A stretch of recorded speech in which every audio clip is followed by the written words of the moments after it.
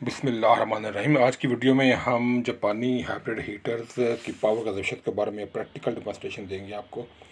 वैसे बहुत सारी वीडियो मौजूद हैं यूट्यूब पे भी, इंटरनेट पे भी, जिसमें आपको मुख्तलिफ फार्मूले से दिखाया गया, लेकिन हम आज को प्रैक्टिकल दिखाएंगे कि आम जो एक एवरेज साइज़ का जापानी हीटर है उसकी पावर कंजप्शन क्या है, उसका कितने यूनिट्स वो कंज्यूम करता है अगर दिन में पर आवर चले, और उसके लिए हमें कितनी बिजली दरकार होगी या वो कितना हमें बिजली का बिल हमें आएगा आज के टैरिफ के हिसाब से। तो ये सब चीज़ें हम इस वीडियो में कवर करेंगे। तो आपसे रिक्वेस्ट है कि आप काइंडली इसको वीडियो को पूरा देखिएगा, गौर से देखिएगा। अब हम इसी हीटर को ऑन कर दिया हमने, इसको गैस हमने इसको ऑन की है थोड़ी सी, इसको मामूली से हम गैस खोलते हैं। 110 पे चलता है, इसके साथ पावर अडाप्टर आपने देखा है वो साथ लगा हुआ है, ठीक है, जो उसको 220 वोल्ट से 110 में कन्वर्ट करके इसको चलाता है। अब इसको हमने इसको सिर्फ ऑन किया है लो पे। अब ये लो पे ऑन हो चुका है, इसको आप देख सकते हैं कि अभी चल रहा है। इसका जो ब्लोअर है उसको अभी हम एम्पेयर चेक करेंगे कि लो पे क्या एम्पेयर ले रहा है। अभी ये देखें 0.17 से स्टार्ट हुआ है, उसके भी जो कमरा गर्म होगा तो ये इसके एम्पेयर कम होते जाएंगे, क्योंकि ये अभी लो पे रखा हुआ है। और जब हाई पे करेंगे तो फिर ये अपने हम देखेंगे कि कहाँ पे जाके मेंटेन करता है। हम एक फ़िगर लेंगे, उस फिगर को हमने फिर आगे फार्मूला में पुट करना है। उस फार्मूले को हमने फिर से यूनिट निकालेंगे, उस यूनिट से फिर हम उसको पूरे महीने का बिल निकालेंगे। इस वीडियो को थोड़ा सा देखिएगा, कि अभी थोड़ी लंबी वीडियो हो जाए लेकिन आपके बहुत काम आने वाली चीज़ है ये। लोग अक्सर पूछते हैं कि जापानी हीटर की पावर कंजप्शन क्या है, इसकी कितना बिजली का बिल आता है, वो सब चीज़ें आज हम इंशाल्लाह इस वीडियो में कवर करेंगे। तो अभी ये 0.16 पे आ चुका है, जैसे करंट इसका कम हो चुका है, 0.16 एम्पेयर ले रहा है रेगुलर। तो आके सर्दी बहुत ज़्यादा है पूरे पाकिस्तान के, स्पेशली पहाड़ी इलाकों में, तो जहाँ पर ये इस्तेमाल हो रहा है तो दिन में 15-16 घंटे ये हीटर चलता है ऑलमोस्ट। तो ये सेफ़ है, ऑटोमेटिकली ट्रिप हो जाता है, कट ऑफ हो जाता है, जब टेम्परेचर पूरा हो जाता है दोबारा भी ऑन हो जाता है। ऑटो रीस्टार्ट के कुछ मॉडल आते हैं। अब इसका हम टेम्परेचर हाई कर रहे हैं, इसको हम 26 के बाद जो हाई होता है उसके बाद हम इसको एच पे कर देंगे। 26 पे जब रखेंगे तो ये फुल पे जाके ट्रिप हो जाएगा। एच पे ये ट्रिप नहीं होता, ये ऑटो फुल पे चलता रहता है। इस पर हम इसको एच पे रख कर टेस्ट करते हैं कि मैक्सिमम पे कितना लेगा ये। अब देखें 16 से अभी ये बढ़ना शुरू हो गया है, 16.7, 0.167, 166, तो 17 तक जाके स्टेबल होता है। हमने इसको काफ़ी देर चलाया है तो 0.17 पे जाके ये स्टेबल, हालांकि फिगर्स का 0.17 ही रखेंगे। अपनी पावर जो हम निकालेंगे इसके फार्मूले में डालेंगे इस वैल्यू को एम्पेयर की, 0.17 को हम राउंड अबाउट रखेंगे, यही हमारी एक वैल्यू होगी। तो इस हीटर की सेफ्टी भी काफ़ी है कि ये इसका गैस बंद हो जाती है, सर्दी में प्रेशर कम हो जाता है तो ऑटो पे ये बंद हो जाता है। दोबारा गैस आएगी तो ये ऑन नहीं होगा जब तक हम खुद ऑन नहीं करते। कुछ में रीस्टार्ट का ऑप्शन आता है, लेकिन वो फिर आपको बजट देगा आपको। तो अडाप्टर को आप थोड़ा सा सेफ बच्चों से रख सकते हैं जितना आपको, इस घर में कोई छोटा बच्चा नहीं है इसलिए यहाँ पर इसको आप रखा हुआ बड़ा, इसको आप किसी भी सेफ तरीके से इसको आप रख सकते हैं। अब हम इसको मज़ीद इसको पे हम इसका टेम्परेचर सेंसर से चेक करेंगे कि इसकी ग्रिल टेम्परेचर कितना है दे रहा है एच पे। तो अभी देख रहे हैं ये 21 से स्टार्ट हो जा रहा है। हमने इसको यहाँ रखा था, टेम्परेचर को 22 पे चला गया, 23, अभी टेम्परेचर बढ़ रहा है आस्ता आस्ता, क्योंकि हीटर भी सही काम कर रहा है। और करंट भी साथ हम देखेंगे कितना करंट इस टाइम ड्रा कर रहा है। 24 पे टेम्परेचर है। अभी ये जो शो कर रहा है आपको इसके एलसीडी पे वो टेम्परेचर होता है आपका पूरे कमरे का। ये हमने तो सेंसर पे रखा हुआ है या हमने रखा हुआ है इसकी फ़ैन के आगे, ग्रिल के आगे, यहाँ पर आपको ज़्यादा शो करेगा क्योंकि कमरे से टर्न होकर आती है तो उसको शो करता है डिस्प्ले पे जो उसकी अपने एलसीडी पे पैनल हो, इसलिए वो 26 अगर है तो यहाँ पर महीने आपको 40 तक भी जा सकता है इस पॉइंट पे। ये थोड़ी समझने के बाद करंट हम साथ साथ चेक कर रहे हैं, 0.1656 तक ये 166.5 तक ये स्टेबल जा रहा है इस टाइम तक। 17 तक ये लास्ट जा सकता है जो शुरू में इसका सर्ज करंट लेता है, उसके बाद 165 तक ही ये तक स्टेबल है। आपके सामने है ये बिल्कुल रियल टाइम वीडियो, कोई इसमें इस तरह की चीज़ नहीं, आप इसको तसल्ली से आप उसको कंफर्म कर सकते हैं।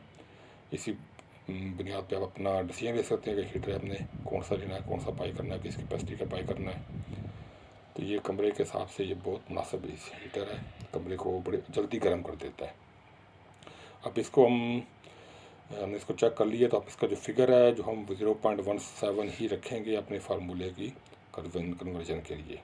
तो अभी हम इसको अपनी जो नेक्स्ट तीसरी हमारी हम करेंगे कैलकुलेशन, उसमें इसको अभी हम इस्तेमाल करेंगे। तो अभी इसको हम दोबारा लो पे करेंगे ताकि इसका हम फिर देखेंगे ये करंट इसका कहाँ तक ड्रॉप होता है। अभी इसको लो कर रहे हैं, तो अब देखेंगे दोबारा ये करंट इसका कम होना शुरू हो जाएगा। ऑटोमेटिक हीटर या ये कमरे में जब ठंडक होती है तो स्पीड बढ़ जाती है, जब कमरे में टेम्परेचर नॉर्मल हो जाता है इसके साथ जो सेट किया होता है हमने, तो उस हिसाब से ये अपनी स्पीड को एडजस्ट करता है, जस्ट लाइक इन्वर्टर एसी तरह इसका फंक्शन होता है, वही इस तरह से काम कर रहा होता है। तो 0.13 तक आ चुका है ड्रॉप हो गए, तो हम वो फिगर रखेंगे 0.17 का मैक्सिमम, उसी पे हम इसको हम यूनिट निकालेंगे बिजली के। तो चला के स्टार्ट करते हैं, हम चलते वाइट बोर्ड पे। तो अभी हम इसके लिए हमें जो फार्मूला हमारे लिए हमें जो इलेक्ट्रिकल टर्म के अंदर आता है वो होता है P=V/I, यानी कि P फॉर पावर है, V फॉर वोल्टेज है, I फॉर एम्पेयर है। तो पावर तो हम अब निकालेंगे, तो उसके लिए हमें V और I चाहिए। V हमारे वोल्टेज है जो हमारे पाकिस्तान में अवेलेबल 220 वोल्ट, और I हमने जो अभी 0.17 अभी हमने इसको मेजर किया है थ्रू एम्पेयर मीटर के, डिजिटल एम्पेयर मीटर के। इस जापानी हीटर का हम अभी आपके सामने फार्मूला पुट करेंगे।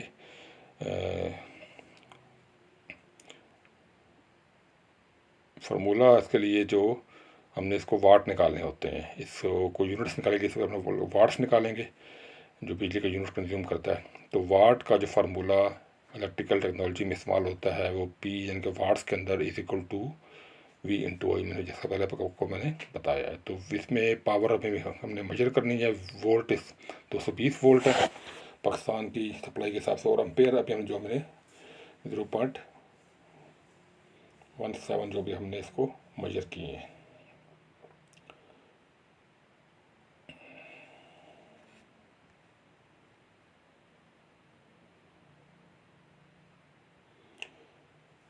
इसको हम राउंड पे 0.2 रखेंगे, तो कुछ हीटर बड़े होते हैं तो उसको हमने 0.2 ही रखा है। तो उस हिसाब से फिर हमने इसको कन्वर्ट करके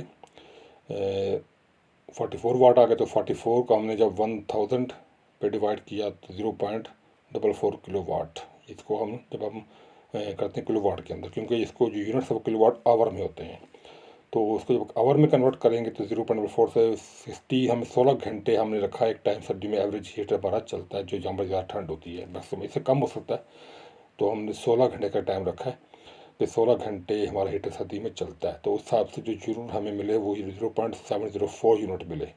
तो उनको जब हमने पूरे महीने पे मल्टीप्लाई किया तो 21.12 यूनिट्स आए।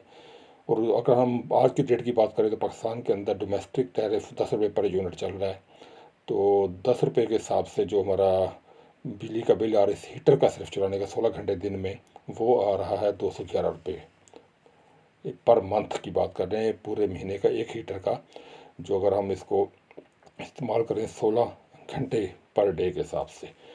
तो इसको दोबारा रिपीट करते हैं कि फार्मूला P=V/I, तो 220 वोल्ट हमारे सप्लाई है, और जो एम्पेयर हमने 0.2 कंसिडर किए, 17 का हमने राउंड करके 0.2 कंसिडर किया है। 44 वाट्स हमें मिल गए, 44 को हम 1000 पे डिवाइड करेंगे तो 0.044 किलो वाट मिल जाएगा हमें। तो किलो वाट को हमने जब यूनिट में कन्वर्ट करना है तो उसको हमने मल्टीप्लाई करना है इसके आवर के साथ। आवर हमने 16 घंटे दिन के रखे हैं, तो 16 घंटे जब चलेगा तो हमें 0.4 के हिसाब से हमें 0.704 यूनिट्स हमारे कंज्यूम होंगे पूरे दिन के, एक दिन में 16 घंटे चलता है। तो अभी इनको मल्टीप्लाई करते हैं पूरे महीने पे, तो 30 से मल्टीप्लाई करेंगे तो 21.12 यूनिट्स हमारे कंज्यूम करता है एक हीटर, और वो आज के तारीफ के हिसाब से हमें 211 रुपये का बिजली का बिल आएगा। तो ये थी आज की वीडियो, दुआ में याद रखिएगा। अल्लाह हाफिज़।